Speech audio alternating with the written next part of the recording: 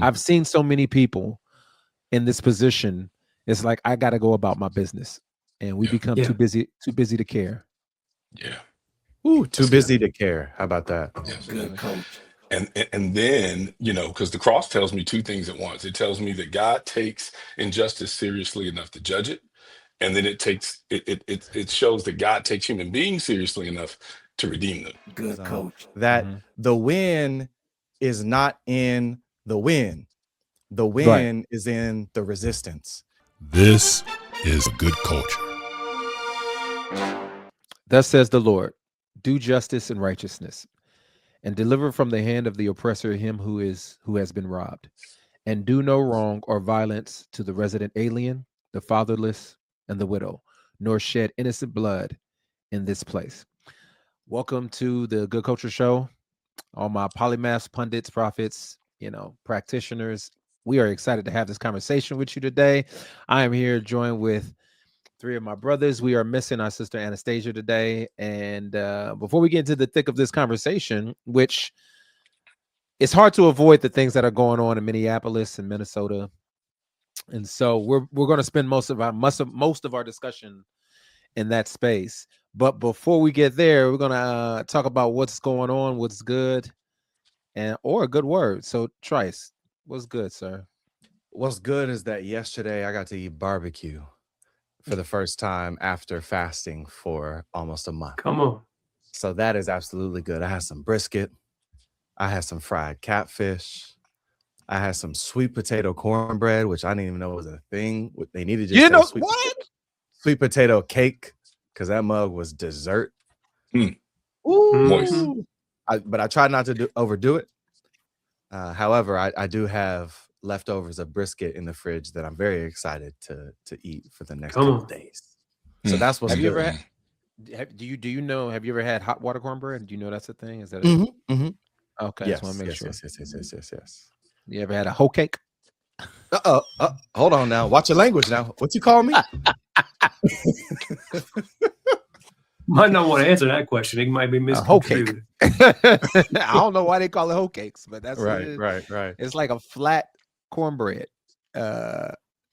Just Google it, and don't Google it because I don't know what may pop up. What's gonna pop up? Right. Be careful. But yeah, anyway. All right, moving on. That's good. Hoe cakes. Hoe cakes. Well, excellent. Darryl, how about you? What's good, sir? What's good is I am glad that the snow or ice Mageddon that everybody thought was coming to Atlanta has not really landed at the same intensity that folks were worried about them. That's a good thing. I'm glad. Kids are still out of school, but it's a good thing. Excellent. Yep, this is true. Ian, how about you, sir? What's good? Yeah, I mean, that's pretty much what I was going to say too. To me, it's good that there was projection and we got kind of like a little mini Sabbath, mini break. People got to stay home. Not that getting to stay home from church is a good thing, but like being able to spend additional time with family. I know, like for my family, it's our third day in a row together. So like a couple bonus Saturdays has been really cool. Did you guys do a virtual service? We did. Yeah, we pre-recorded some stuff and then we actually just played a sermon from a couple of years ago, as opposed to. He was like, I don't know. He's like, I don't know. I ain't watch it. No, I did it. I did it all. But it was so. I mean, it was good. It was good. It was intentional, but it wasn't a lot. It wasn't super labor intensive. Yeah. Well, good. It was good. I too enjoyed the extra time with my family. Part of the reason is I just don't like the drive. Driving our boys to school is like a 30-minute drive, and so that's never fun. But what's good in my world is somewhat of a borrowed idea from you, Ian and Darryl. Is this idea of ICE? You know what I'm saying?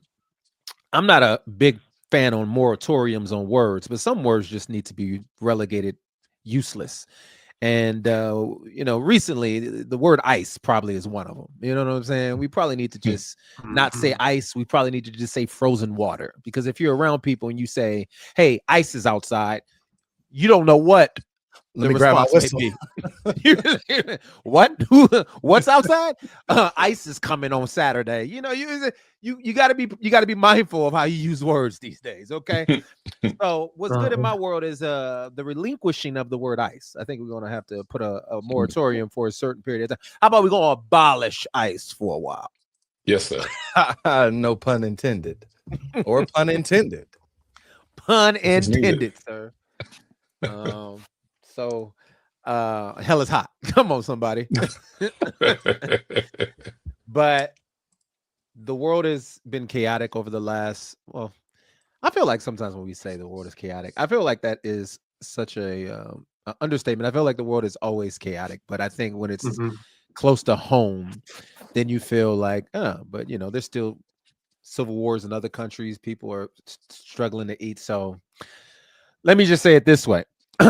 In perspective, the United States has its attention on a particular state because of ISIS presence and attempts to deport individuals. And there's been a lot of demonstration, a lot of protests. And here's an image that just is so impressive. Like when I think about, they had to shut down the Minnesota Timberwolves game against the Golden State Warriors.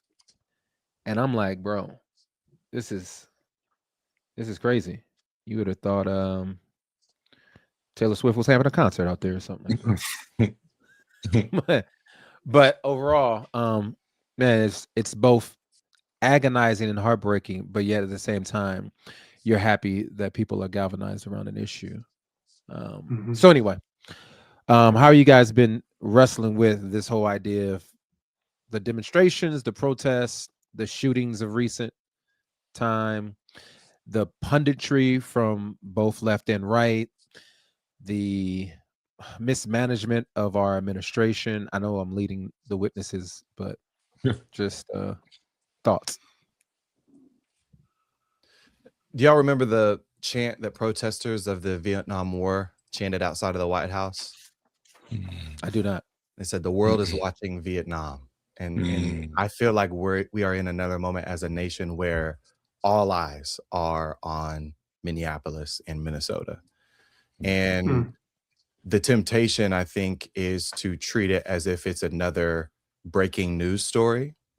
And I'm the first person to say, as I've written about before, that we should not be obsessed with the breaking news cycle, because what it does is it conditions you into the belief that everything is bad and everything is breaking news.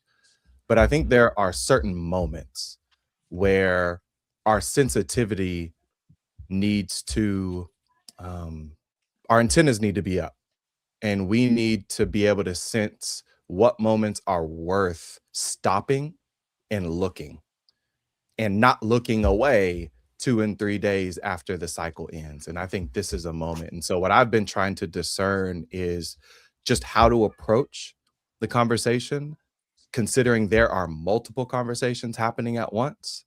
You have demonstrations, you have killings, you have protests, you have churches involved, you have kids involved, and there's just so much that's happening.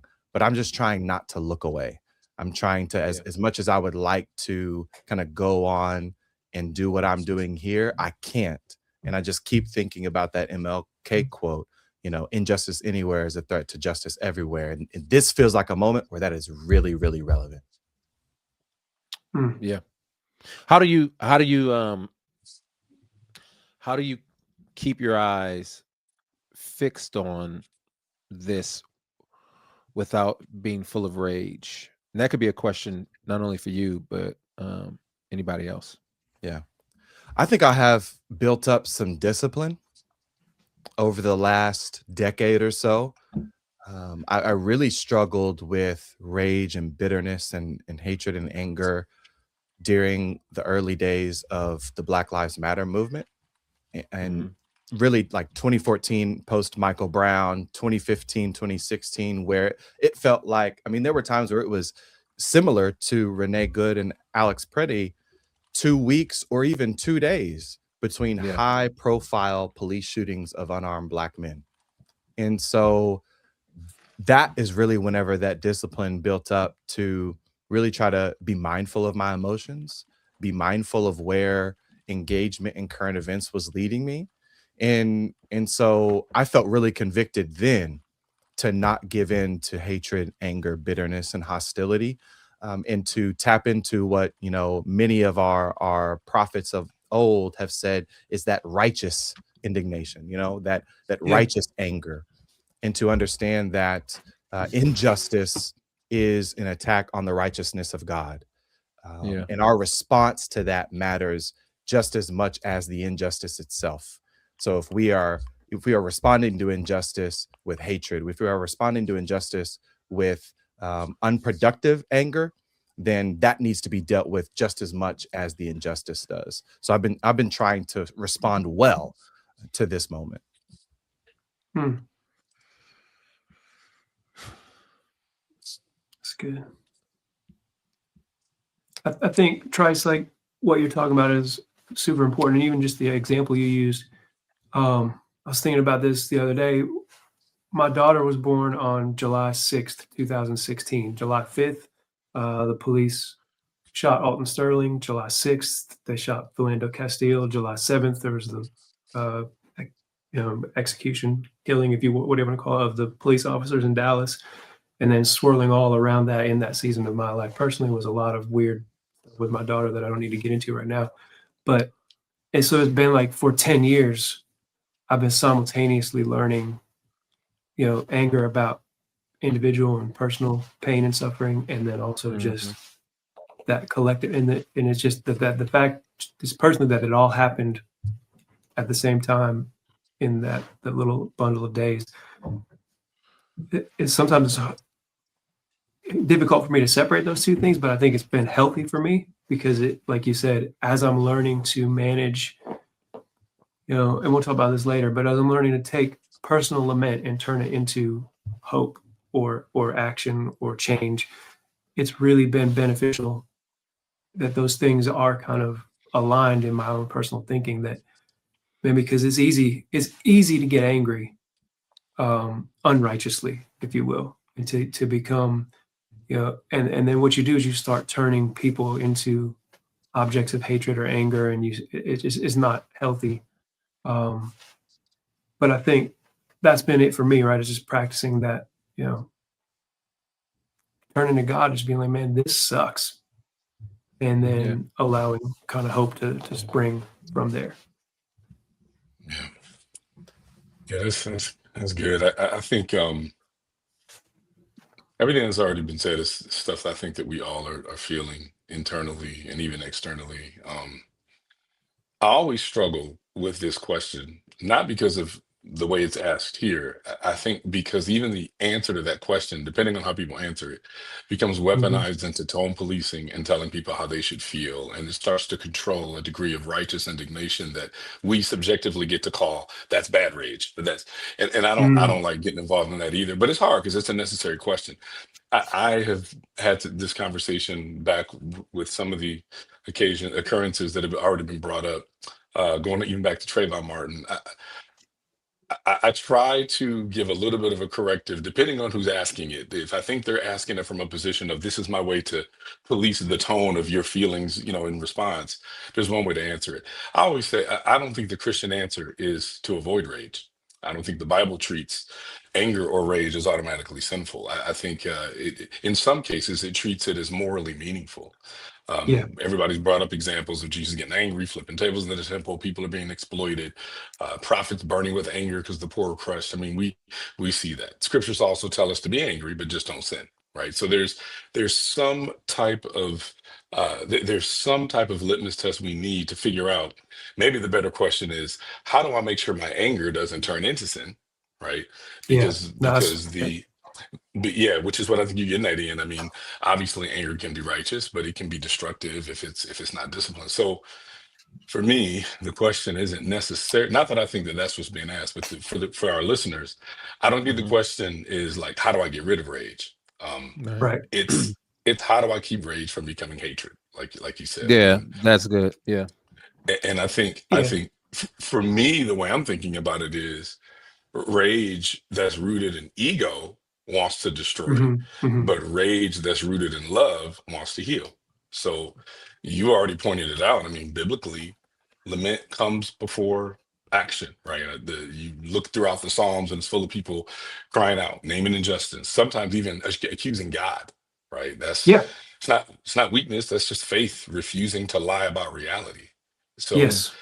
for me, I try not to give, I don't keep from like giving into rage by pretending things aren't broken, which is what I think all of us are saying, that we're not wanting to pretend that things are broken. But I keep from giving into rage by letting it be baptized, if you will. No, that's good. Yeah, Let it pass through Yeah. prayer, let it pass through scripture, let it pass through community, let it pass through the no, cross. absolutely. And then, because the cross tells me two things at once. It tells me that God takes injustice seriously enough to judge it, and then it shows that God takes human beings seriously enough to redeem them. So if I lose my anger, Yes. I might lose my moral clarity, and if I lose my love, I lose my soul. Yeah. I think what you said is so important because it kind of combines what Tryce and I were saying.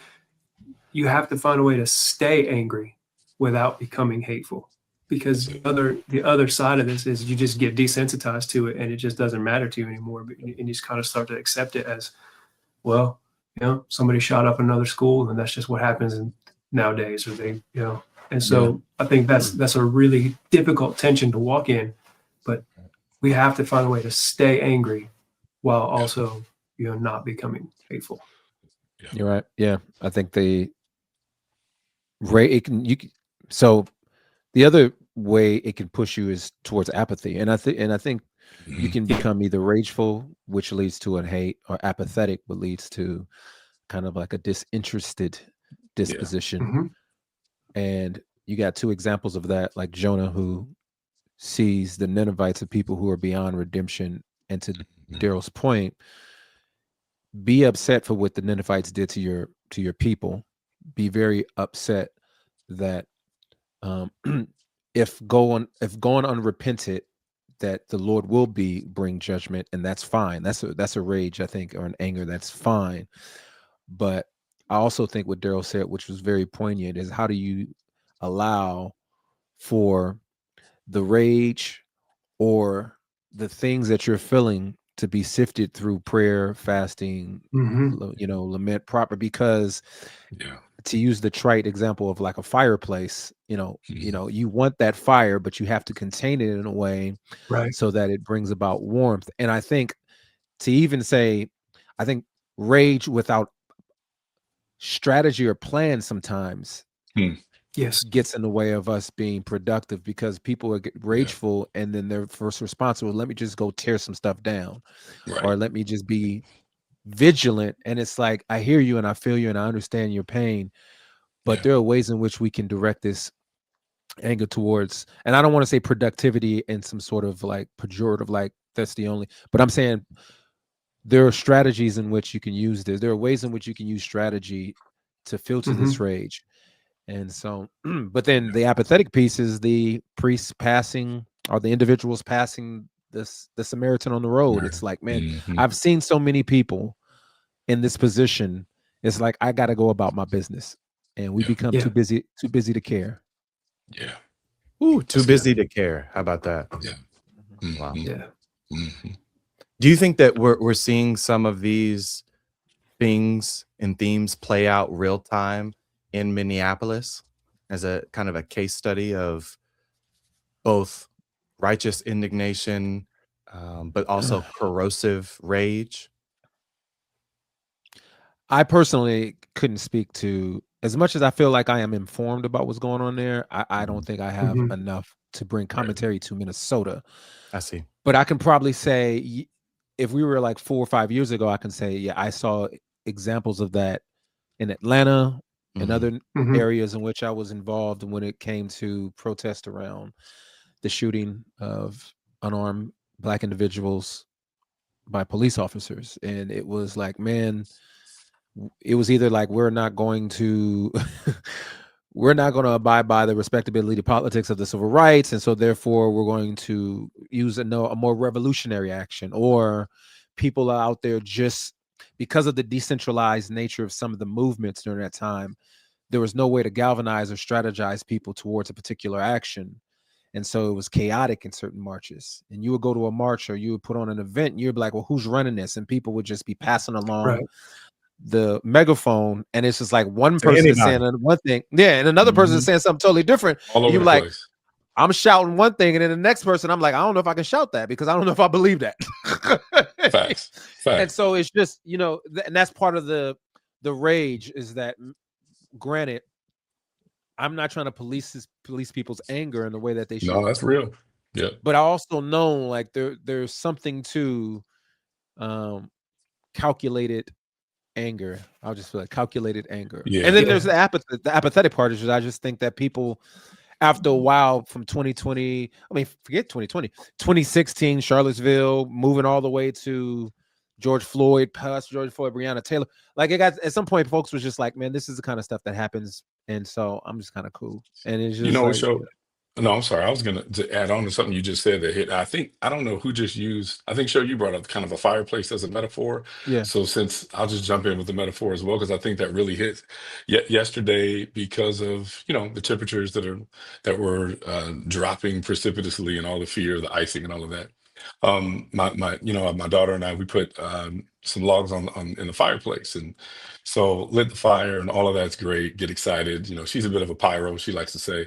So we're like putting the logs in, and we had done the fire the day before, no problem whatsoever. This time we lit the logs and all of that starts to light on fire, but the smoke, instead of the smoke going upward through the flue, it starts coming into the living room, right? And it's such a picture of what you're saying, because heat warms you, but smoke will kill you. If the anger is the heat and all of that we need to do, we need a flue to be able to direct the poisonous smoke the other way so it doesn't turn back onto us, because it does come back. You start inhaling and all of a sudden your respiration is impacted, and the way that you breathe and the way that you begin to communicate changes. I really felt that. Like we were like panicking. I'm like, man, why is the smoke coming in? There's something wrong with the flues. Maybe the flue is broken. Maybe I was negligent in not properly directing the flue. I think that's part of where I think this conversation comes in. In order for like rage and anger, that's true. That's real. We're all angry. I think about, you can speak to this even better than I can. I think about the Watts riots. I think about the riots after Rodney King. People get angry. They don't have any way to direct the smoke, so they just start going, let's go after this building. The riots in 68 in Detroit, same thing, right? We got to direct the poisonous portion in the right direction in order for the flame to have its full effect.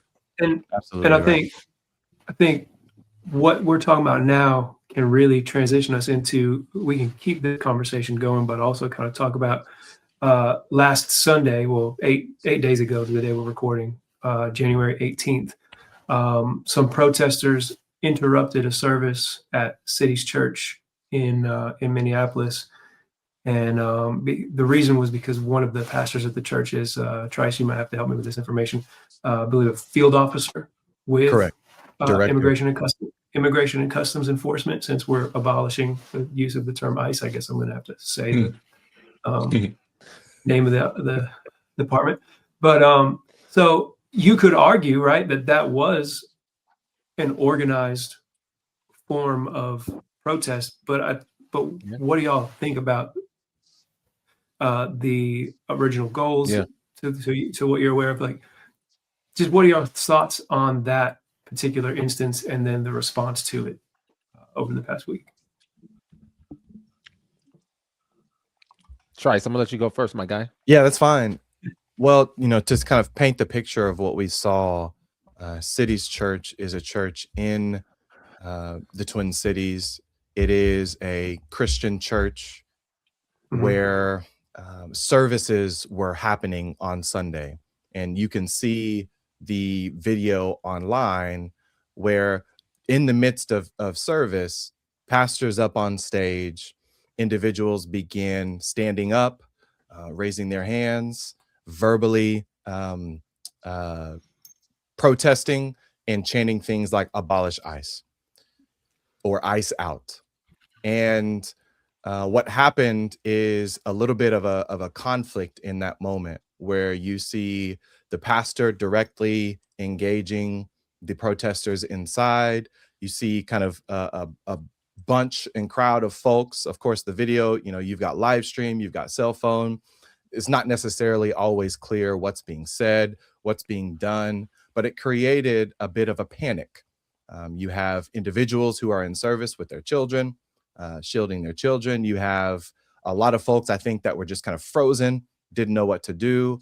But the impetus behind the demonstration was to protest ICE in the Twin Cities. And it seems like that church was chosen because, as Ian mentioned, an elder and pastor on staff is also in his day job a field director for ICE.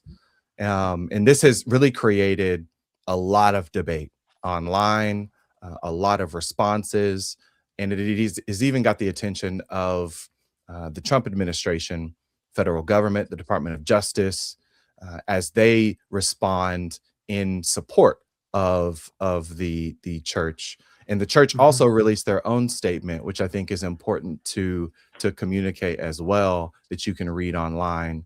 And I think that I'm really more interested in the church's response to this moment as opposed to the demonstration itself. But we can get into that. But that's the context of what happened last Sunday now, 2 Sundays ago. Yeah. And what do you, so I've seen a variety of responses from people that I follow and some that I don't follow. So I know my institution, CT, a writer I respect, wrote about it. However, I did not read what she wrote. But I can gather just from the title that it was that Christian services should not be disrupted. Now, I personally have some really interesting or mixed views on this. Conflicting. I'll say I have conflicting views on this. Yeah. Because there's so many, because it's almost like, of course not, we shouldn't disrupt like religious services. Like that's obviously and clear. Like, but when is it okay? Because I also reflect on the kneel-ins of the civil rights era, and I'm like, well, I supported that. And that was a form of disrupting a church service. Yes. Probably different from which this particular protest happened. But then, you'll have somebody, and I can't remember what, I don't know if this was AI or not. I assume it was a real video clip where when someone in Trump's administration said Jesus would never interrupt a religious service. And we all know that he's absolutely interrupted a religious service. So there is an impetus. There is reason for us to disrupt services. I mean, look, I've seen Hebrew Israelites disrupt services, and although I don't think it's right, I do think there are ways in which you can handle it. The way in which I am totally against disrupting services, and this is clear, like just full stop, is if you are accosting people, or if you are physically, like if you are aggressively touching people, or forget aggressive, if you touch people in general, if you cause any kind of harm or violence towards a person. Now, if you go into a service and you begin to talk and shout, like, I mean, we're adults. We should be able to handle that. Like, we should be able it's the shouting to deal with in this. The shouting in this moment has been interpreted as violent threats, correct, by the church themselves, and that's one piece that I think is potentially. Were the things that were communicated violent? Or are you just saying just the shouting in general is a violent? Yes. In the statement, they mentioned that they were interpreting the shouting as a threat, a violent threat. Right. I'm glad that you brought up the historic examples of protests in church, because I am in agreement that I do not necessarily think churches are completely off, out of the picture whenever it comes to protests. But I think the way in which you do it matters. Right. So a Mhm. historic example of this, there's a great book called Sanctuaries of Segregation, the story of the Jackson Church Visit campaign. Mhm. And it details a 10-month span in 63 and 64 under the leadership of a white minister in the area, along with Medgar Evers, who had an integrated group of volunteers who attempted to attend Sunday worship at 22 churches in downtown Jackson, Protestant and Catholic. Now, Mhm. the means of protest were similar. They're attending churches. They are, in essence, disrupting the church service. But of course, we know the method was informed by a nonviolent and peaceful method Mhm. for in that time. And so that is why I think that, though I don't believe that churches are off limits for protest, especially whenever a member of the church, a leader of the church, is directly involved with what many would call an injustice outside of the church. Number one, I would expect the church to be dealing with that within their own context. And when we think about our public Christian witness, especially That's as the Christian assumption. leaders, that's the But assumption. that's what It's it not is. always the That's case. It's not but that's always also the the case. assumption that they would view that as something that needs to be dealt with. But I'm gonna Right, let you finish right, because you're right. cooking. Yeah, and we can get to that. Maybe what we would have hoped might have happened before it got to this point. But I think the methods matter that we Right. use, and that's why I don't have a problem with the protest. I have a problem with the how. I think you can Yeah. make your point and you can Absolutely. communicate your dissent in a way that is unquestionably peaceful, where no one Yeah. can even make the claim, the legitimate claim, that you are attempting to violently cause threat to others. Yeah. Absolutely. I think that is so helpful. I think we need to always be fleshing that out with every single one of these demonstrations, because so the legal side, the legal side to this is one that really kind of sticks with me. And Sean, I'm glad you brought up the civil rights sit-ins and demonstrations back in the 50s and 60s, because I think there are some similarities, but there are some distinctions that I think Right. we could Mhm. learn from, right?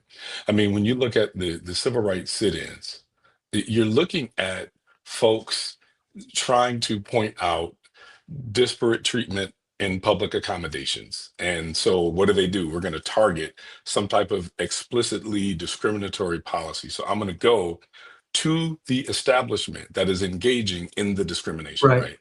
It's not the same here, right? And it's one thing if there was a law that kept certain types of people from entering into, certain buildings, and you go in knowing you're going to get arrested to challenge the unjust law. I think Mhm. that is legally and historically what we saw happening there. Yes, they want to focus attention on any type of like state sanctioned discrimination. That makes sense. I think that those are good examples of civil disobedience against unjust laws. I think it is a little bit different when you go inside of a private religious worship service that is not involved expressly, does not Right. involve a church enforcing discriminatory policy. Maybe a Right. member of said church enforcing discriminatory policy. Maybe many members in the church that are okay with people enforcing discriminatory policy. But it's still not it's still not the same. And I do think that legally that triggers different interests, right? I have I agree with all of the sentiments that people feel who went into that church. I agree with the sentiments. I agree with what they felt and what they thought was wrong and needed, that should have invited conversation. But I do think that we also have to be careful, because there are trespass laws at play that are very much, there are laws that say if you go into an establishment for the express purpose of, you can have multiple purposes. Hey, I'm going to go into this counter, this Woolworth counter, because I want food, but I also want to make a point at the same time. Cool. Then we might be able to rock with that. But if you're going in with the express purpose of, I ain't here for your Jesus, I ain't here for no kind of, I ain't here for none of that. I'm here so that as soon as you're done, I can just interrupt. Well, Mhm. legally, they can make an argument that that's trespass, and you may make the calculated risk, take the calculated risk, and say, I'm certain that this will be legally considered trespass, and I'm willing to deal with the consequences of said trespass if the message gets out. Cool, if that's what you want to do. But I just think that's a different strategic choice in this kind of a case than in some of the civil rights sit in. No, I agree. And so there was an individual who was arrested. Mhm. And this, Tryce, why don't you speak to this image? Because Yeah. What I once find to again, be the administration is being petty as all get out. right. What I find to be interesting is that not too dissimilar to the protests in the 60s in Jackson is that from the videos that I've seen, this was an interracial group of protesters that were disrupting the church. But what we have seen across the news, but especially within the Trump administration's response, is a narrowing in on two people. One of them, as we just saw, Nakima Armstrong, who is a Black woman, and posted this photo in the aftermath of her being arrested that was doctored. And you can look this photo up and see that her face is not showing much emotion. She is not crying. And so the response by the administration has been one that I really have problems with. And it's one that I think maybe even the church has set themselves up to endorse, City's Church being, is that the Trump administration is using this moment to call for, to number one, make a point that Christians are being persecuted or intimidated. But number two, call for additional protections for Christian churches. And this, I think, is an outgrowth of that image that we see is an outgrowth of some of the ire that we saw directed towards, excuse me, Black Lives Matter over the last decade plus, an organization led by Black women in many instances, and making her the face of this protest, I think, is a strategic move to communicate that, you know, these Black women are coming into this Christian, predominantly white Christian church, disrupting it and linking it, I think, to some of the messaging and narratives about protests and social justice movements over the last decade plus as kind of Black-led Marxist disruptors and agitators, and this is playing into it. I don't doubt that is the truth, and I only ask this because I'm truly ignorant. Was she? I know Don Lemon was present, but was she one of the leaders of the protest? It appears. Well, Tryce, did you want to answer that? No, you can. I'm No. going to jump in. Go ahead. Go ahead. It appears like she was one of the leaders. If you know anything about her, she's been a civil rights attorney there in Minneapolis for quite some time, and she's led several. So I think that's where, you know, folks have kind of put that together. She was active in during the George Floyd protests as well. So it's. I think most folks have kind of attributed some of the organizing to her. Yeah. And I think both things can be true, all of what Tryce said, but also that they're trying to make an example of her because of her past, because of she's also the leader, and you're not going to arrest 70 people. So let's get the head of the snake, let's cut the head off. Yeah, exactly. I want to make sure we get to the church's role and the church's response in this. So the church did release a statement. It's entitled "A Response to the Disruption of Our January 18 Worship Service." You know, Sho, you mentioned maybe reading through it. How do you want to approach this conversation about the statement? Because I think it's worth having. I mean, we can read it. I have it up right Let's now. read it. People can see it. It says, "Jesus is real when we gather on Sunday mornings to worship him. We are," you know what, I got to lean in because I can't. Let me make the screen. I'm sorry for those. Here we go. Oh, man, what's happening? Here, you want me to read it? There we go. Have it up shared on the screen? Yeah, Let me do that. Do that for me. Do that for me. Good. It says, Jesus is real. When we gather on Sunday mornings to worship him, we are gladly giving ourselves to what is most central and sacred in our life together. We worship Jesus stretches as the main banner of our church alongside two other pursuits that flow from it: loving one another and seeking the good of the Twin Cities. On Sunday, January 18th, a group of agitators jarringly disrupted our worship gathering. They accosted members of our congregation, frightened children, and created a scene marked by intimidation and threat. Such conduct is shameful, unlawful, and will not be tolerated.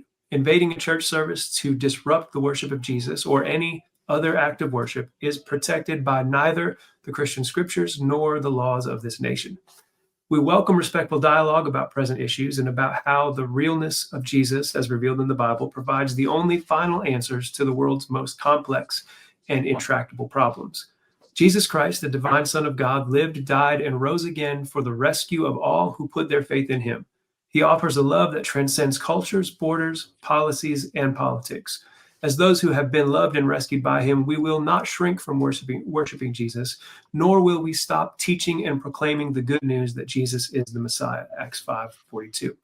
Church buildings are meant to be places of peace and solace where worshipers can hear and live out this message. We therefore call on local, state, and national leaders to protect this fundamental right.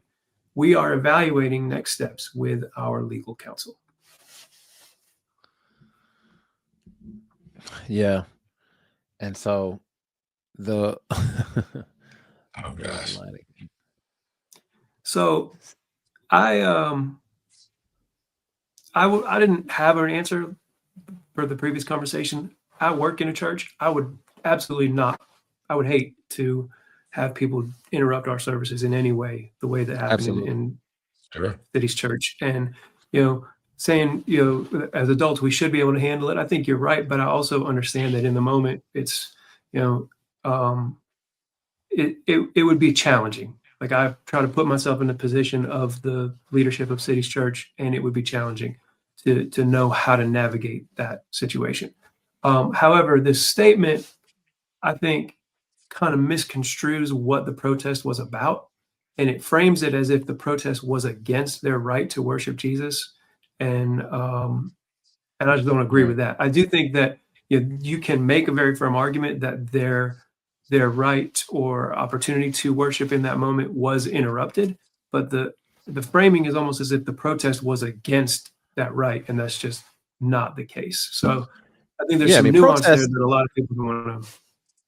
Go ahead. Yeah, I think we're operating on a slippery slope here because protests in themselves are supposed to create discomfort and to be agitating. And like if we begin to put, granted, I know this sounds crazy. I do think there should be regulation on how people protest. I'm not saying that there shouldn't be limits, but I also think like as long as no one's being harmed, and even if that disruption is not leading to somebody's harm, which in no case was that happening here, I think it's fine. Now, I was a part of I actually wasn't a part. I attended a gathering here at Ebenezer Baptist Church. I don't remember the year, but it was definitely during it was somewhere between 2016 and 2021. And I can't remember. Eric Holder was speaking. Eric Holder was speaking at Ebenezer Baptist Church. And all of a sudden, maybe 10 to 20 minutes into his speech, a person by person started to stand up and shout something to where it was about 20 people were standing up and shouting and protesting Eric Holder. And it was a Black Lives Matter gathering, right? And I think at the end of the day, what I would say is, yeah, that was unfortunate. However, they had the right to do that. And it was handled like adults. And it's like, now, if it happens every Sunday, then you got to figure something out. You got to, but I don't know. I don't have there's no magic way to articulate this other than I've seen it happen. I hate that churches may have to experience something like this, but to your point, Ian, like, don't conflate the issue. The real reason why they're there is not because they're trying to inhibit you from worshiping Jesus. They're trying to address an issue in which they consider to be sinful. Maybe that's not the way that they articulate it, but an injustice that is practiced within your church, on your leadership board. Mm-hmm. And to me, that is of importance. Now, I'll pass the mic. I don't have much to. I agree with obviously having pastored the church, there's no question that you want to make sure that your stuff, that your services aren't interrupted. You want to I get that. That's super important. And no one's minimizing that at all. Absolutely. Full stop. I think that is Right. a defendable position, and it's an understandable one that I think most would agree. I think what troubled me with this statement is kind of what's already been said. I think it, my issue is not that they wanted to protect worship. That's not my issue, right? My issue is how Right. quickly they shifted the focus away from the moral crisis and toward their own sense of violation. And I think, I think they missed, and I think the church, many folks within the church, miss a key discipleship moment when these kinds of things happen, because we can all speak eloquently about Jesus being real, about worship being sacred, about our right to gather in peace, but nothing, almost nothing is said about why people are so desperate that they felt compelled to bring their grief and protest into a sanctuary in the first place. I think to not even mention, to overlook that, I think that's a theological move. I think it turns disruption into I, I think the disruption itself gets turned into the sin, and it leaves Yeah, the death that's itself good. uninterrogated. And I think Yeah. that to me is my problem. This whole statement treats the Yeah. protest like the main problem instead of the context that produced it. Yes. And I Yeah. think that's what many folks are frustrated with the church about now. I think that this sort of, I've said it before, this sort of gospel gaslighting, that's not the issue. This is the issue. You've heard it said, but I say unto you, and we reverse that whole Jesus approach. And I think there's And the a only way gaslighting that's happening. and the only way you can legitimately address this is the problem unless you admit that they're both equally wrong. It's That's like right. Yeah. it's like, Oh, and it's so so man, I'm sorry, but and this isn't even a part of this, but I do at some point I really want us to talk about, and there are people that I think we all love that do this that bother me. And I think there's a both sidesism that I think Christians, certain Christians, both black and white, feel the pressure to have to engage and go, it's sad we're talking about this, but you better be able to have the same vitriol for this. right, That right, is right, right. what that only really helps the people who aren't hurt. That does not help. That actually hurts the people who really are marginalized. And I think many folks feel the need to be like, well, you're talking about this. I sure wish all these people would talk about these issues that have nothing to do with Yeah. this one. I think it's dangerous. I I think really do. I think I think some people and you're right, not to divert on the side quest too Yeah. much longer, but I do think I understand how people use it as a strategy in order to disarm their opponent in a way, because I've used it strategically to say, all right, the only way that I'm gonna get across this individual is if I say, okay, yeah, I get that, blah, blah, blah, blah. And yeah, we should be mindful.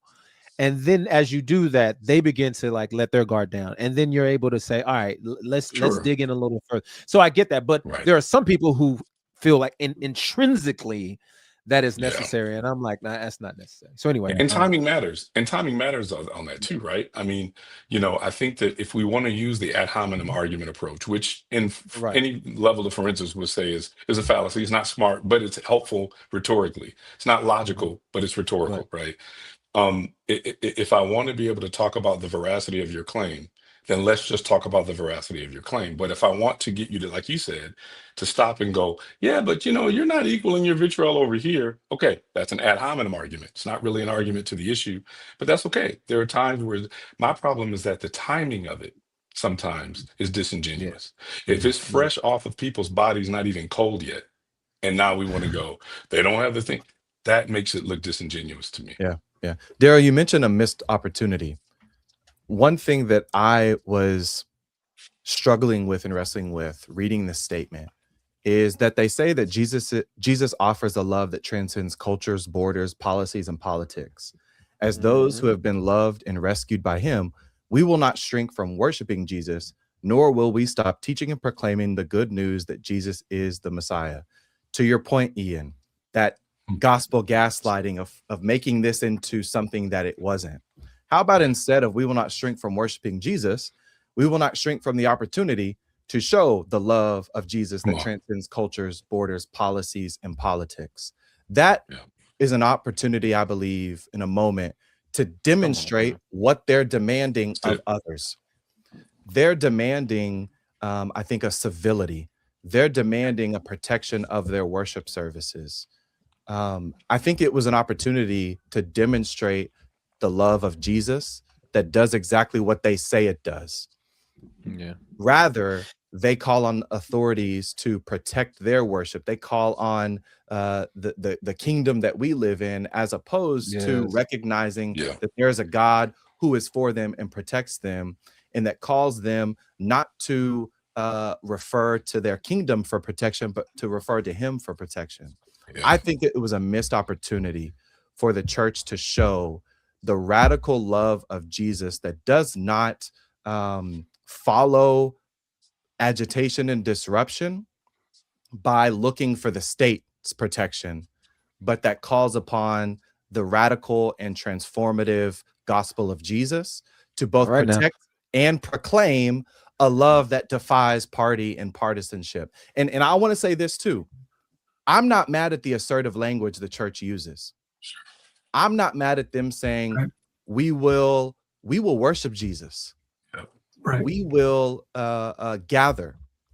I think that they are afforded their right to use assertive language and to respond in their own security measures to protect that right, as having as a place of worship that has private rights. But what I felt was missed was an opportunity to really demonstrate what that transcendent love of Jesus looks like in a moment that you could have believed from the moment it happened, this is going to be weaponized and politicized. And unfortunately, I believe they played into the weaponization of the Trump administration, as opposed to as opposed to showing what that radical transcending love could look like in this moment.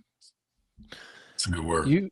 It was a great word, but I want to let you know, Tryce, you got to be careful, because you are starting to dance in the space of an anarchist, and and I don't know if you want that smoke, because there's part of my tension with all of this, which I know people at City's Church wouldn't be excited about me saying, nor do I think even you guys would probably have a little trepidation about supporting this statement.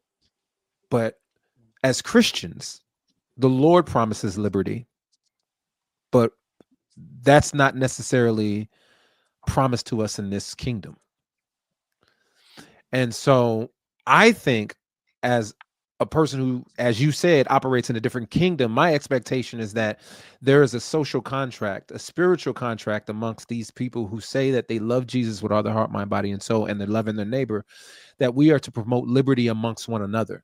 However, we cannot expect the state to execute that. But part of the reason why we do is because we've abdicated all of our rights and liberties, not all of our, we've abdicated the role and the responsibilities of the church to the state and to execute that. And so now what you have is, rather than saying we will radically love our neighbor, love the foreigner, love the stranger, the widow, and the homeless, despite what the state says, it's saying, oh, there's tension, let's run to daddy.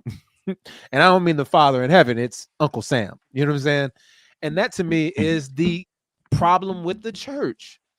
And so what does it look like to pursue liberty as a Christian that is divorced from the state? Now, that's a greater issue that I know we can't solve in the short period of time we have left, but that is, to me, is the greatest issue here. And that's part of the reason why I can't fault people for running up in a church and protesting, because part of me is like, well, that will happen. The scripture shows that it happens.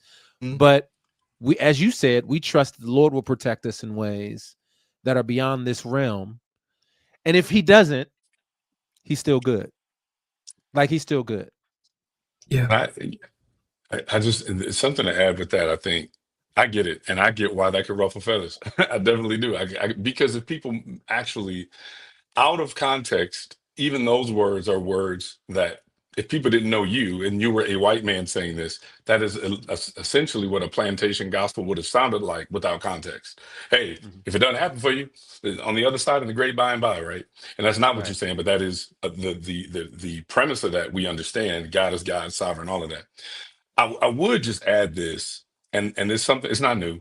We all know this, but for all of our listeners,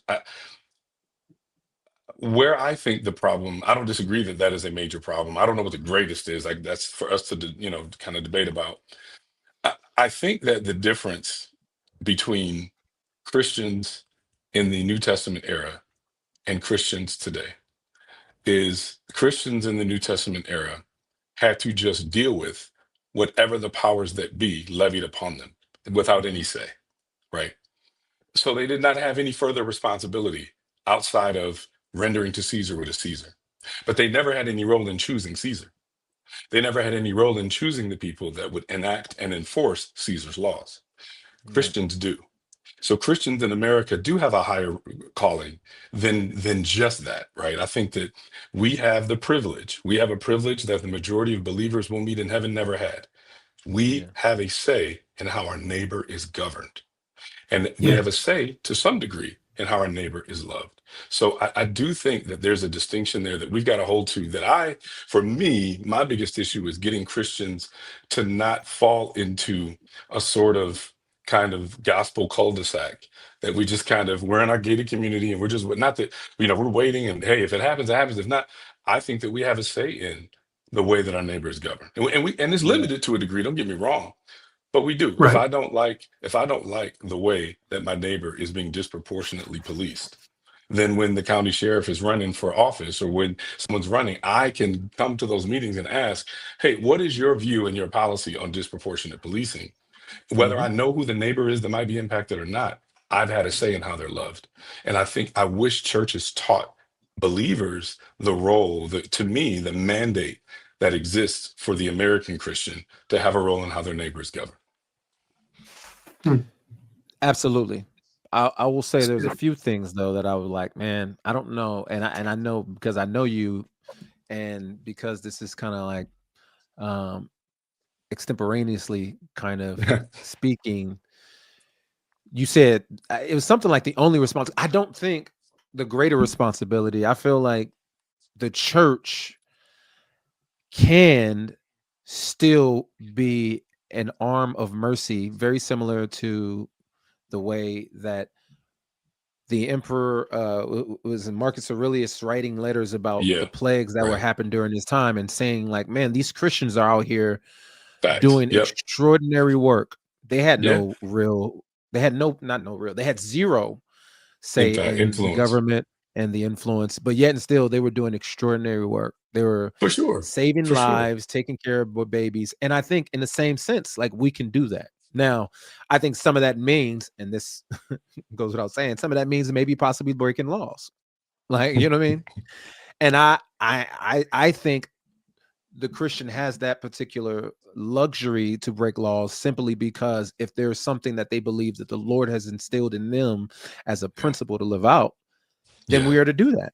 And if that means protecting immigrants, protecting the foreigner, hiding them out on some Corrigan Boom and Frank type stuff, I think that's what we're supposed to do. We're supposed to defy evil and wicked government.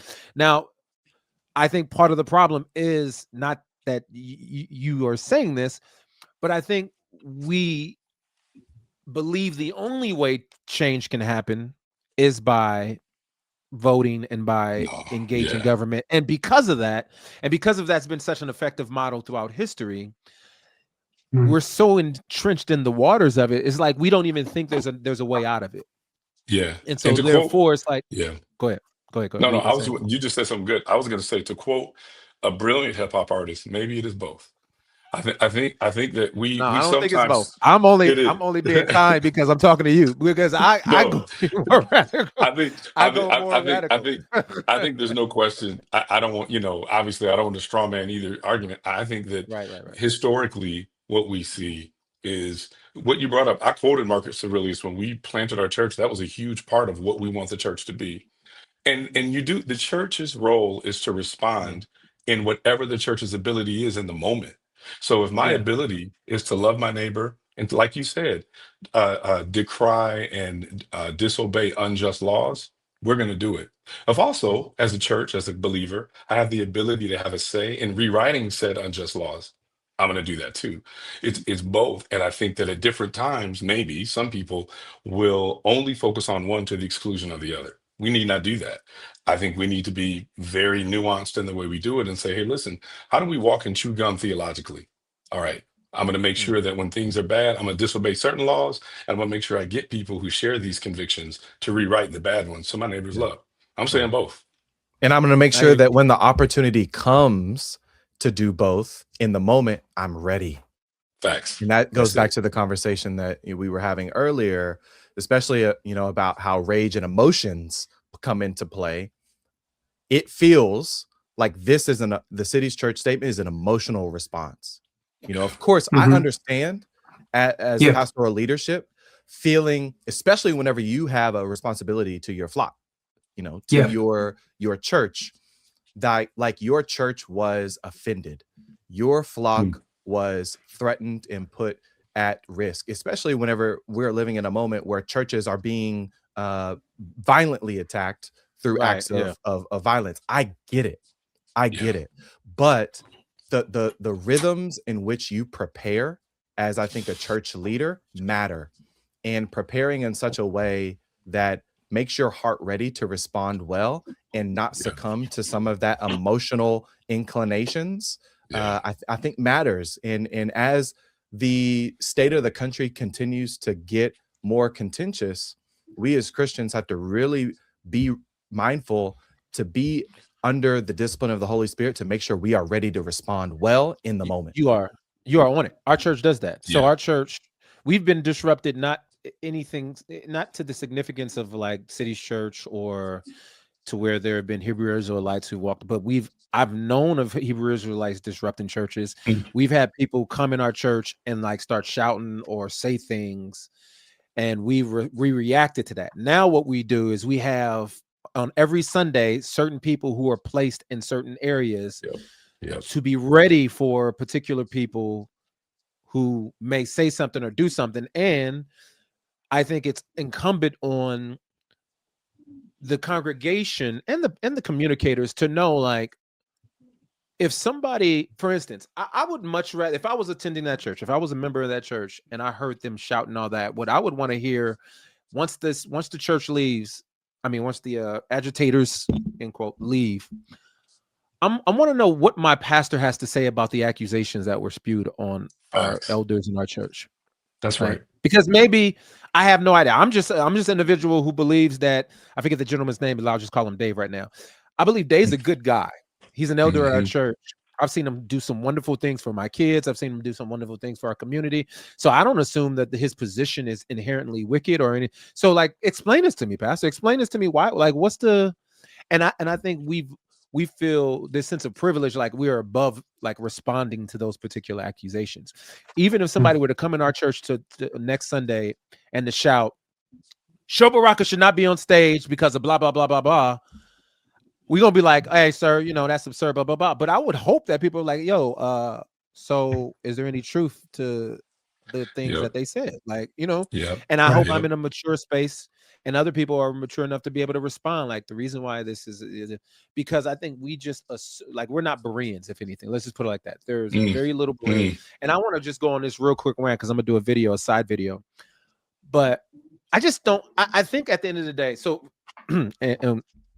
Handler's razor. It says, like, never attribute to malice what can be adequately explained by stupidity. And I've been thinking about this because I honestly feel like, before I get to that, I remember doing a musical in 2018 on the death of MLK, but it was the play was mostly about the sanitation worker strike, and we did it in many cities. And there would be a lot of white evangelical cities or churches that would host this, and we would have talkbacks. And the amount of people who are unaware about the injustices in 1968 was astounding. And at some point I started to, and I remember one of the young ladies who was on the production team with us made a statement like, these folks, they faking, like I'm so sick of their tears, because this was the height of like white fragility. It's like, and at one point I said, yo, what if they're sincerely like just ignorant? Like, what if there's some sincerity and like they just don't know? And at some point I'm starting to realize, oh, the people's Christians' defense of ICE, I think, is just really just stupidity. I don't think it's malice. I don't think it's like, I think it's because I don't think people have actually read the scriptures and see what the Bible actually says about immigrants. There's about 100 references to the stranger, to the foreigner, to the alien. And at no point are they spoken to in the pejorative. At no point are we told to treat them with malice, or if anything, it is the complete opposite. The Bible is overwhelmingly kind and charitable to the foreigner, to the immigrant, to the alien. But if you were to look at the socio-political landscape of our churches, you would not get that. And I'm not just saying white churches. I'm saying church in general. And so for some reason, I think there's just an ignorance around the way we see immigration as Christians. People will like to say, well, Jesus was an immigrant when he fled. He wasn't seeking asylum. And there are so many different examples of where not only the teachers of the scriptures, but their stories are communicating for us to be kind and to take in and to offer them the same laws. If you read Leviticus and Deuteronomy, to offer them the same favor as nationalists, as natives, better yet. And to me, I'm at this point now where I'm like, oh, people just need to be informed, because it can't be that they know and they're and they're being negligent in their understanding of the scriptures, but maybe they are. But at this point right now, what I'm gonna do is just consider it stupidity and then hope that people begin to change their view. That's just me being an optimist. There's social psychologists and social theorists that talk a lot about racial ignorance and racial apathy. Yeah. And one of the things that I think is important to realize is that we often individualize those responses. Whereas I think a better way of approaching it is to understanding that racial ignorance and racial apathy has been normalized across groups. So individuals, based on their social location, based on their religious tradition, have been socialized to believe that ignorance and apathy towards X is the biblical response. That's right. Because their church's theology, their church's discipleship, their church's norms and logics of seeing the world have conditioned them to have that response of what we would call ignorance or apathy. And the only way that sometimes we can disrupt that ignorance and apathy is by continuing to tell the truth in those spaces and speaking in what we might say prophetically to those spaces. But I think there is an aspect of refusal. You know, just because you might hear better doesn't mean that you accept what you are hearing and now you know better. There is a refusal, and that's where I think the spirit of some of these social constructs, like race, like politics, like partisanship, come into play. That no, I reject that because it disrupts my view of the world, of the Bible, of the gospel, and who I believe God to be. Yeah, I was talking to somebody who, when I lived in Chicago, when I was on staff in the church in the Chicago area, Tryce, up where you are, and had some conversations with some folks when I think something came up about Emmett Till, and I was asking about the white folks who were in the church, the majority white folks that I knew there, who had grown up in Chicago, suburban Chicago, and their parents and their grandparents. And I asked them, I said, what was that like growing up, or, to their parents and grandparents? What was that like for them? Like, did they talk about it? I mean, this was that story had arrested the collective consciousness of, it was on the front page of the news in Chicago. Like, if you open up the Chicago Tribune, you saw things related to not only the brutal murder, but the funeral, all of that. And when I talked to some of the older white folks, they would just all admit, well, no one said anything about it. It wasn't that we didn't know that it happened, but I think that there's a sense of theological formation that had already occurred on those issues, and moral formation that already occurred. So yeah, you definitely got ignorance, and then you've got some of it is kind of a curated ignorance for some.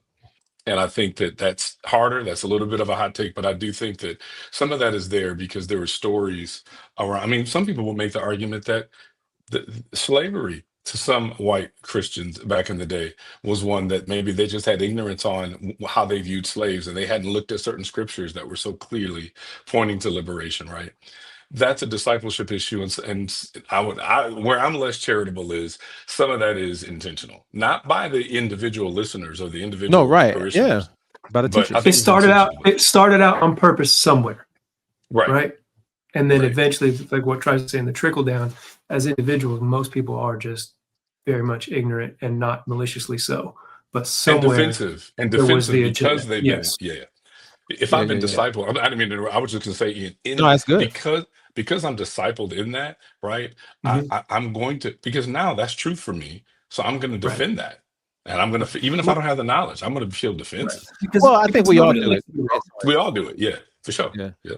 Yeah, Absolutely. I mean, but we're also not like defending an institution that was ripping Exactly. people apart from the family. But we all have our own. Exactly. But I will say this: The Barn by Wright Thompson. I haven't read it yet, but I purchased it. It's a book that I just saw an interview with him recently, and I was really blown away by.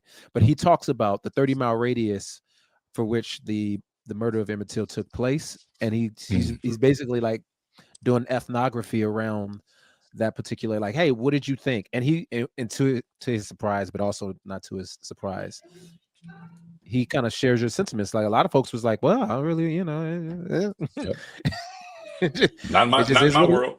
Yeah, exactly. Not on my radar. Not on my Exactly. radar. Yeah, yeah. And I think we're seeing an example of this theological, moral discipleship and shaping in response to immigration enforcement across the country, where I think some Christians' default response is that Romans 13, respect the authorities. Right. Yeah. Social response of police are here. Police are here to protect and serve. My dad, my uncle, my sister, they're there to protect and serve. So if someone is killed by the police, what did they do to deserve that? That's right. And this moment, I think, is disrupting much of some of those logics about policing in our country, much like we saw post 2012-ish with Trayvon Martin and the police killings of Black people, where Black folks, of course, were saying, hey, this is not our experience of just protection and service. Yeah. Right. Our experience has been one of brutality, but the norm for others, that's not their norm. Right. But it just feels like it's a sincere disingenuous disingenuousness. Yeah. People are just disingenuous, let's put it like that. For sure. Yeah. Especially on the conservative side, because you think about like this cognitive dissonance, or there's maybe another sociological term that you can give me, Tryce. But think about 2020 when folks were wanting to protest, or conservatives were wanting to protest against government overreach in regards to vaccinations. That's right. So you have these Christian conservatives willing to march on their particular capital and say like, hey, authorities, you should have no right to like impede on my particular freedoms. Like, so in that sense, authority is unnecessary, or, government authorities have overreached. Or I can't remember my man in Oregon who, when I don't know if it was a federal situation or state, where they tried to take over his land because of his hunting. He was basically doing things that was impeding on national park property, and so there was a lot of conservatives who were like, yo, that's once again government overreach. So it's when it's convenient, we should obey police and obey authority, but when they come for you, then that's the problem. You know what I'm saying? And so it's just so I know go ahead. My bad. Go ahead. I was gonna say I know we gotta shut this down. Yeah. So I'm not a very good timekeeper. Clearly, I tried. This is good conversation that's happening. Y'all just going, man. There's nothing I can jump in on. But I mean, if we want to cover, I was gonna say this. I'll say this. Like, let me just go on a little. I'm just going. So you guys are the group of gentlemen that I get to talk to, and of course Anastasia's not here right now. But I just think about the level of intelligence and thoughtfulness, I think, that is offered up on these calls. Like, people don't get this kind of information and thoughtfulness in classes. They can pay thousands of dollars to get this kind of information. And I'm just grateful to have brothers like you in my life that can challenge me and get me to think deeply about the things that I know I'm right about, but to have a better response the next time we Same. have a conversation. But no, it's just really good and encouraging, man. I just want to say for all the listeners, please, man, just continue to support, share, and pass this around. But I'm sorry, I just wanted to say that, just show some love. But What's up? Same. Appreciate you, brother. So are we gonna shut it down, or yeah, we're gonna shut it down. You on mute? You on mute? What's happening, bro? We need to discuss Alex Pretti. Oh, okay. Yeah, I mean, I got 20, 30 more minutes. Sorry that you're gonna have to edit this part. But if y'all are good, no, we're gonna edit it. We're gonna keep it. We're gonna keep it. We're gonna keep it. We're gonna keep it funky. All right, we're gonna ride with it. Okay, so then let's do it, man. Like, all of this has been leading up to the events of 2 days ago in Minneapolis, where ICE agents, I mean, you call it murder, call it execution, call it kill. It's what happened. Alex Pretti is dead unnecessarily because of the actions of Immigration and Customs Enforcement agents in Minneapolis. So, I mean, I don't think, hey, let's talk about it is the right way to get this conversation started. But I think in the context of everything else that we've already been discussing today, and is all kind of leading up to this big, heavy conversation. But what like, do you guys have any hope that this can be kind of a wake-up call that will shake some folks out of their ignorance, if in fact it did exist, or No, I think it is. I think it already is. I think the fact that it's getting this kind of attention is that in itself is a wake-up call, and has created importance around the dialogue. So you have, even though there's a lot of air pollution, or I'll say this, even though there's a lot of social pollution, I think point blank period, there are going to be a lot of people who are informed to do greater research, because I'm even one of them. Like, I spent all day reading dozens of documents around immigration, the history of immigration in America. If anybody is interested, I came across this piece yesterday I thought was great. It is on the Cato Institute, A Brief History of U.S. Immigration Policies from the Colonial Period to Present Day. It's a free download. It's like 30-some pages. So I spent all day just reading about, like, what do I believe about immigration? Like, I know I have and to Darryl's point earlier, I know I have a belief system I've been discipled in, but I want to know if I can challenge that within the next 24 hours. Like, what do I feel? Or am I going to affirm what I already believe? Like, and I want to just read conflicting reports. I want to read people who are for immigration, deportation. I want to read people who are against it. I want to read just a kind of hit. And I just think the reason why I did that is because of the conversations and the murder that happened, very similar to what happened in 2020, happened in 2016, 2012, 2015 with Michael Brown. I think these types of things lead us towards a particular moral imagination, and it sticks with people maybe 3 or 4 years later. And I'll be honest, I think that this is a moment where people are waking up. I don't love, however, the response that, well, they're only waking up because Renee Good and Alex Pretti were white. Oh, yeah, okay. I don't, and here's why I don't love that. We either want people to see injustice or we don't. Fair. Yeah. It is worth grieving. It is worth being enraged whenever people do not see injustice taken out against or enacted upon a member of your group or affinity group. It is okay to be upset by that. Yep. However, just because someone might be quote unquote late to the party in your view, I think our posture should be, thank you for being here.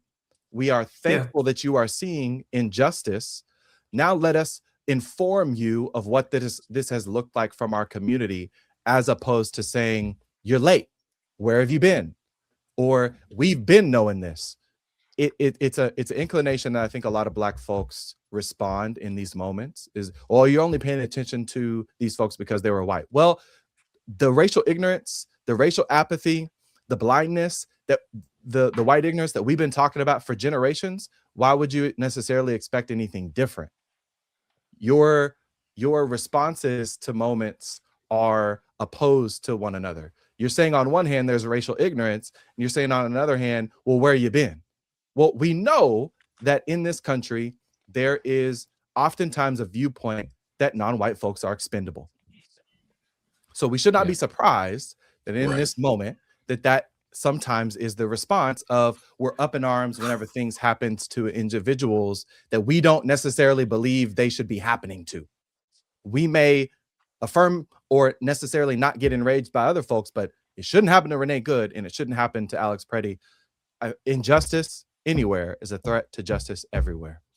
We have to be consistent in that ethic and say Renee Good should be alive, Alex Pretti should be alive, and anyone and everyone that sees that as an injustice, I believe, is on the right side of this issue. And we can organize together as opposed to saying, oh, I got here before you. What does that help? Right. And every successful activist for justice has had that disposition, where it be King, whether it be Fred Hampton, whether it be Frederick Douglass, people who saw it is best for all humans who are experiencing justice to labor together. It's just they've seen more success, but not only because of it's, I think, a universal human moral stance to have. I think it's also the most strategic stance to have as well. That's going to be my position.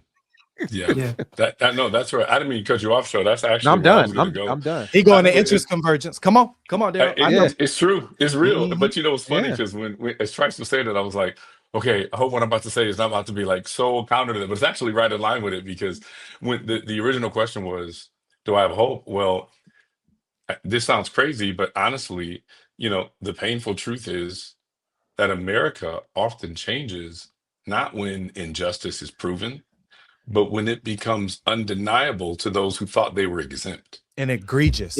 Yes. And I think that and people of color kind of know this historically. You just brought it up. Almost every civil rights activist and actor and they've all known this. Like, until this touches their door. Look, if we were to expand this, it wasn't until men talked to men about women's rights to vote. But before the 14th Amendment in 1920 was passed, right? I'm sorry, 19th Amendment was passed, because ultimately, it's not until the people who actually have the power to make those changes get impacted by it and start talking about it. And so, while that's part of the reason why I've never been a fan, and I understand it, when people kind of engage in kind of separatist talk, I understand it. Don't get me wrong, I get it. Do I feel that rage at times? Certainly. But the bottom line is, you know, the golden rule, he who has the gold makes the rules. If you don't get the people who have the gold to be able to feel the same thing and to be able to connect and go, oh, it's touching you now? Great. Come to the table. We're here. Right. As opposed to na. Like you said, I got here before you. Yeah. And that is also, I think, a disingenuous stance on the part of people who are pointing that finger and saying, you know, you're late. You didn't arrive on this earth with all the knowledge. Right. You know, you are not all knowing. There was a moment where you were exposed to indigenous genocide. There was a moment where you were exposed to segregation among Latinx folks. There was a moment, you know, where you were exposed to injustice, cause of injustice here. So let's not act like all of the activists have just been at the forefront of every issue. No, each and every one of us has something to learn from another's perspective. And it's okay for folks who have grown up in a society where they've been socialized to have blinders on, to have an opportunity to learn more. And we should create that space for their learning to be gracious and not shameful. You know, we should not be shaming individuals whenever they are finally awoken to injustice. We should be encouraging them to say, lean into it. You know, don't run away from it. I think So Darryl wrote a piece on Saturday, I think, talking about framing this as an invitation, right, for people to understand and to listen to. Hey, to paraphrase you there, like Black folks been saying this for several generations. But I think what you said, Tryce, is really great. But I do think that there are some times, what probably frustrates people who take the disposition that you guys talk about is sometimes folks. And I think I probably, in my early years of kind of learning about this, I kind of think that I had this disposition unintentional a little bit, almost expect to be celebrated, right? Like, so people who look like me, like, hey, I'm finally figuring this out. And we kind of want to get patted on it. Not only do we not want to be shamed, we want to get patted on the back. Like, instead of just an invitation to come and learn from us, we want like, oh, we want to be like, we're so excited. We needed you, blah, blah. And then that to me that's the other side of all this. But I know that whether it's inherent or whether it's conditioned within us, and so I was lucky enough that I had some people in my life who were like, they were able to kind of tell me, yeah, I've been knew this because I lived it. You don't get to be, I'm not going to celebrate you because you learned it. Congratulations for, being willing to learn stuff you didn't know, but also kind of not what took you so long in the negative or shameful way, but like kind of helped humble me a little bit to realize like, you're not some big fancy, you're not a big deal just because you finally decided to open your eyes to something that I've lived through. Here's your woke biscuit. Right. Here's your woke card. And we saw it after, biscuit. Why biscuit? Why biscuit? Something to munch on. You know what I'm saying? There you go. Yeah. We give saw a dog a biscuit when they do something really, really good. So it's like, here's your yeah. You want a cookie? Yeah, a biscuit? Yeah. That's funny. Okay. So I just thought that we should acknowledge that. Yeah. Yeah, real quick. Darryl's piece, says perhaps this moment is not just tragedy. Perhaps it is invitation, an invitation for those newly afraid of state violence to listen to those who have survived it. What's a picture of someone listening to another person? It's a posture on both that you have something to say for me to listen to, but that also you have something to hear for me to say, and say it in a way that you will be able to receive it. Saying where you been is not saying it in a way that others will be able to receive it. And so I think Darryl strikes a really good middle ground in that essay. And I'm not trying to lump all history in some generalized basket, but for the most part, whether it be civil rights or revolutionary movements in this country, white liberals have not partnered well with their Black brothers and sisters, because oftentimes what's happened is that these folks are appropriated for some sort of either Marxist, communist, or our extremely liberal agenda. And so they're in the listening is not only is important for people to create space for hospitality, but also not to partner with the intentions of like stirring the movement for their own interests, especially if the people you're speaking for are not in the room. Right. So there's a difference between, like, if we're talking about immigrants, none of us are immigrants, but if we started an organization and we spoke with authority about what needs to be done for the immigrants, I think it would be important for us to have some immigrants in the room when we're having that conversation. Absolutely. And to carry it with a loose hand and say, hey, maybe we need to pivot and ask these people, like, what do you think is necessary and needed? What is the call? What is the thing that you're calling folks to understand and to know?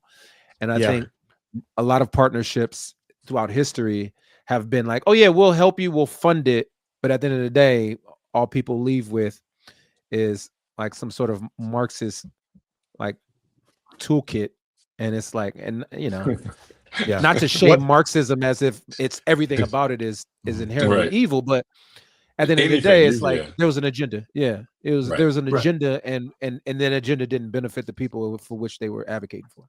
Right. Oftentimes, when the majority, white population involves themselves in a movement, what happens is they want to use non-white folks' experience of marginalization, but not the epistemology that's been birthed by their marginalization. Come on.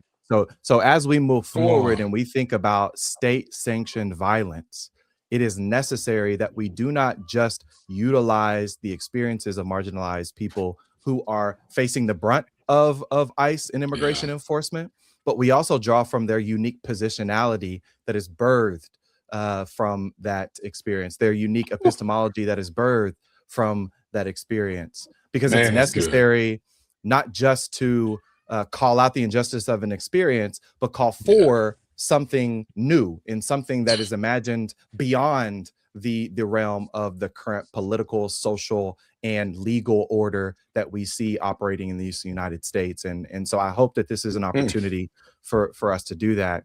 But I just want to say rest in peace to Alex Pretti, someone who I saw acting nonviolently in that moment, who I saw protecting a woman who was being accosted, someone that I saw, I believe, navigating protest in the right way.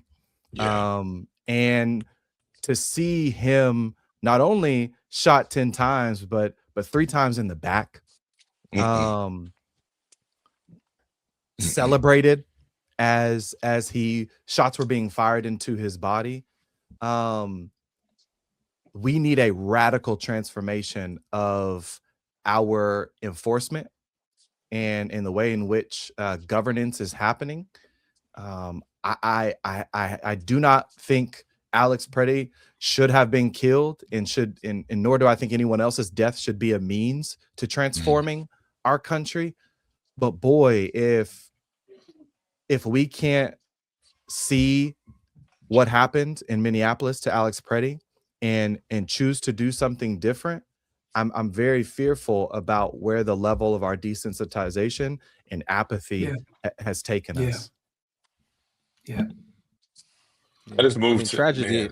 No, go ahead, please. No, go ahead. Go with you. No, go. You got it. I was gonna say, I understand. Tragedies are often tools that lead to transformation, and it's unfortunate, but that is often the case. I guess for me, and I want Darryl, because I don't want to derail this conversation. I don't have a lot of hope in the empire. I just don't. And this is part of, like, I think we advocate, you can vote, and we want the empire to not be wicked, but man, empires are wicked. Right. Empires act in the interest of the empire.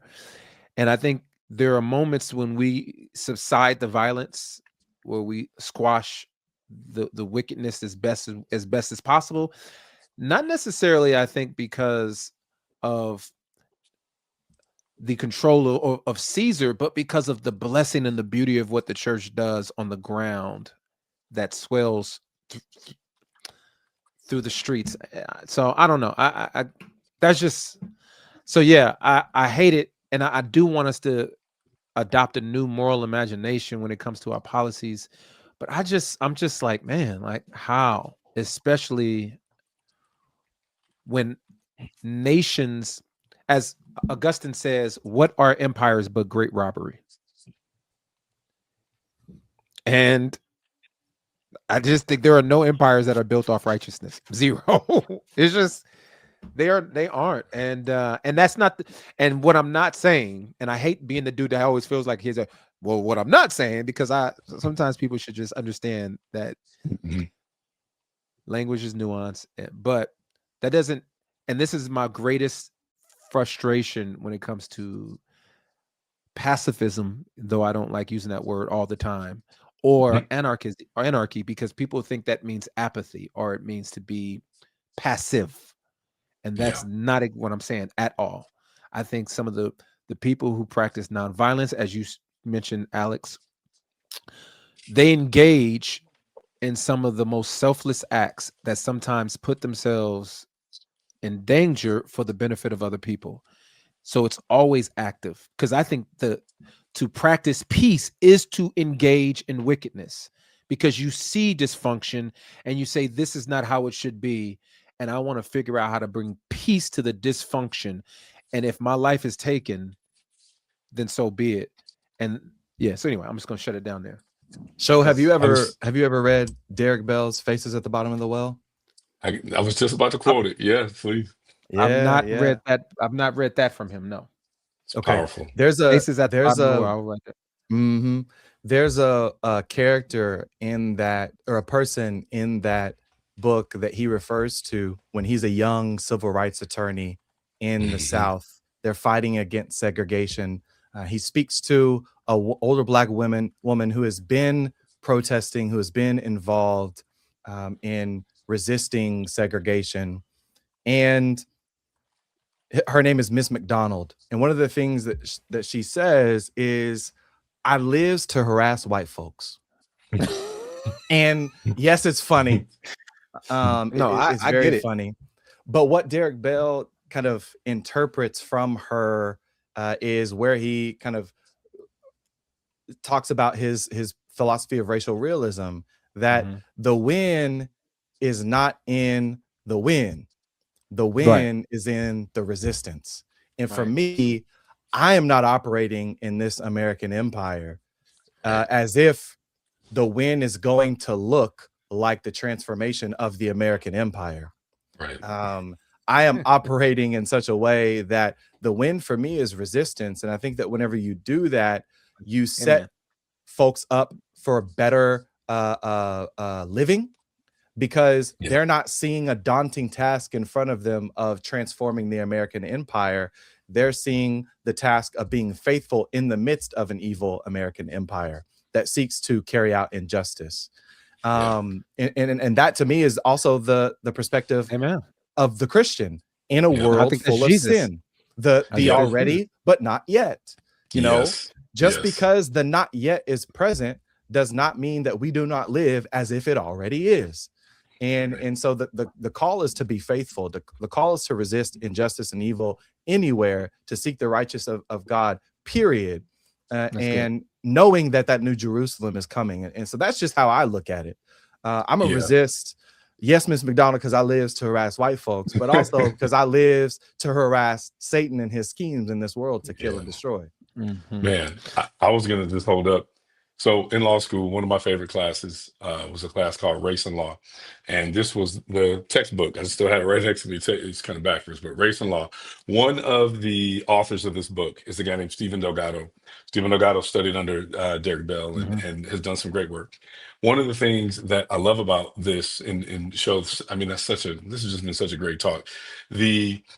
I really have to look back through history and not get stuck in this anachronistic emotional moment, because I can be anachronistic right now and assume that the frustration I have right now is the same frustration that somebody had in 1840. And they Mhm. would be wildly over the moon by even the advances. And we still know it's still not enough, but the advances that are here. And this, whenever you go to Yeah. law school, all you're doing is looking at all of the cases that shaped what we're seeing right now, right? All the cases that had to happen to stop the things that were happening, or at least to slow and abrogate the impacts of some of those. What I love that you brought up, Voices at the Bottom of the Well. There's another book that Derek Bell wrote called "And Yet We Are Not All Saved." And what he points out is that history shows us two things at once, right? First, change on some level, right, can happen, right? It happens. And second, it almost never happens just because suffering is morally obvious. And those are things that objectively we can all agree. Slavery ended when it threatened the Union. Segregation fell when it embarrassed America during the Cold War. Police abuses were exposed when they destabilized public trust. The interest convergence that we've kind of brought up before. But Mm. Bell also warns us not to confuse reform with redemption. So, Mm. yeah, like there is a difference between seeing levels of reform that I think every believer should be care about. We don't need to kind of throw the proverbial baby out with bathwater because we're not seeing it as redeemed yet. Because, yes, thy kingdom come, that will be done on earth as it is in heaven. Lord, I want your kingdom to encroach into this one.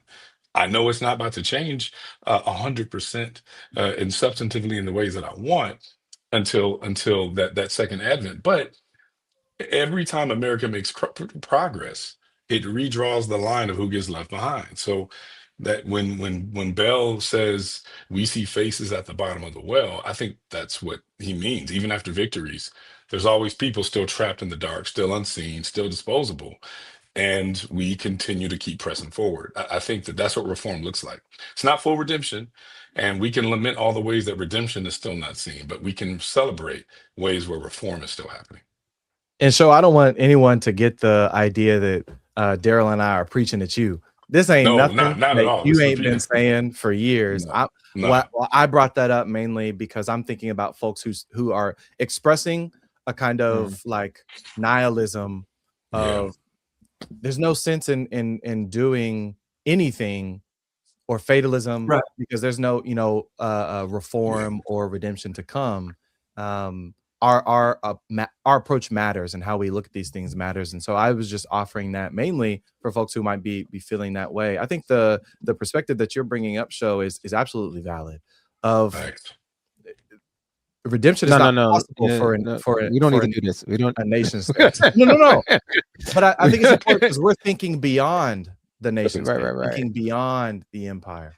No, yeah, no, and granted, two things before Ian goes. Two things. One, you're right. Like this, there are ways in which we can have this discussion, and as you know, I think there's some things that we are saying that we agree upon, but then there are things in which there may be some dissonance. But the second thing is, like, even if you were preaching at me, even if you guys are educating me, like, that's fine. Like, I don't, like, I think the one thing that people need to be, especially like folks who listen to the podcast or watch who they would assume intelligent people on screen having a conversation, like, it's okay for folks not to be informed on everything.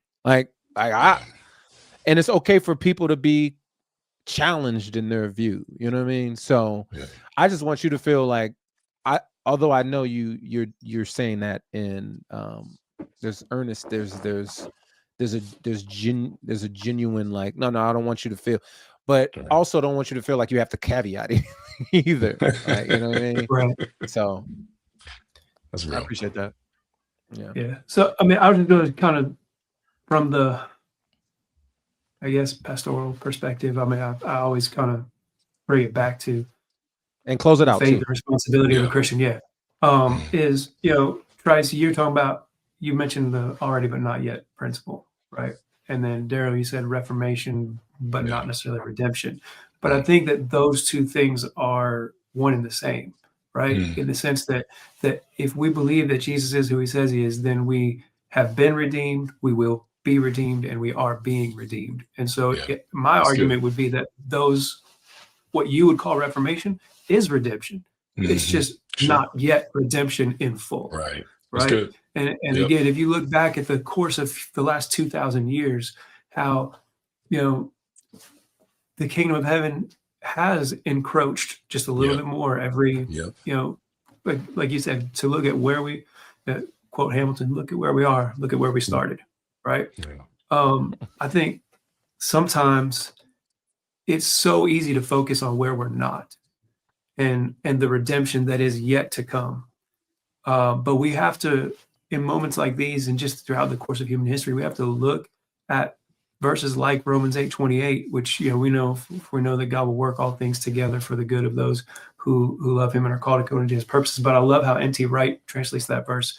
He says it actually means God will work all things together for good with those who love him and are called according to his purposes, which means that we, as Christians who exist in this moment, have the opportunity to work with God to bring a little bit more of heaven to earth, to bring a little bit more redemption to the world that we live in than what was here before we got here. And we can do that knowing that we will not see full redemption before the second coming, but we have the opportunity to work with God to bring a little bit more. They say, leave it a little bit better than you found it. And we get to do that. Right? As Christ followers, as humans existing in this moment in time, we get to bring a little bit more heaven to earth than was here when we got here. We get to bring a little bit more redemption. And I think that's something that keeps me hoping because, not for the redemption of empire or for empire to ever have a change of heart, because that won't happen. But for folks who are earnestly desiring to follow Jesus and to bear witness to him, to understand the opportunity that they have to bring those little, let's call them micro redemptions to the world around them. man, that's why we do it. That's why we're here. So, That's awesome. I love that you referenced NT Wright. I was just looking up a quote from him where he says the church is a small working model of new creation. yeah. I'll leave that there. I love that. Well, man, great conversation. We intended for this to be an hour and we went 43 minutes over. And I think that's just indicative of just the spirit of God working through us, but also how much we enjoy having conversations with one another and just talking. But for you listening, feel free to share this video with other people or share this audio podcast with your friends. Please leave a comment, subscribe, do all the things that social media tells you to do. I'm sure I'm leaving something out. But do it. Do those things. But at the end of the day, we want you to be good, to be joyous, and love God and his people. Thank you for listening to The Good Culture Show. We hope our conversation sparked something in you. And since you've made it this far, you might as well share, subscribe, and leave a review. Stay connected as we curate, create, and commentate. You can watch episodes on YouTube at Show Baraka Show.